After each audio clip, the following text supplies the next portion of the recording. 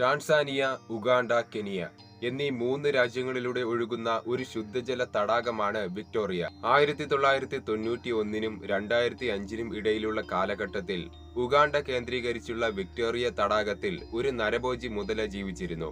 ഉഗാണ്ടയിലെ ജനത ഇതിനെ ഒസാമ എന്ന് പേരിടുകയും ചെയ്തു. 1991-നും 2005-നും ഇടയിലുള്ള കാലഘട്ടത്തിൽ ഉഗാണ്ടയിലെ ലുഗാംഗ ഗ്രാമത്തിൽ നിന്നും 89 പേരെയാണ് ഒസാമ ഭക്ഷണമാക്കിയത്. ഗ്രാമത്തിലെ 10% ആളുകളെയും ഒസാമ കൊന്നൊടുക്കി. മത്സ്യബന്ധനത്തിനായി പ്രദേശവാസികൾ വള്ളത്തിൽ തടാകത്തിലൂടെ സഞ്ചരിക്കുമ്പോൾ ഒസാമ വള്ളത്തിനരികിലെത്തുകയും വള്ളത്തെ മറിച്ചിടുകയും ആളിനെ അപ്പോൾ തന്നെ ജീവനോടെ ഭക്ഷണമാക്കുകയും ചെയ്യുമായിരുന്നു.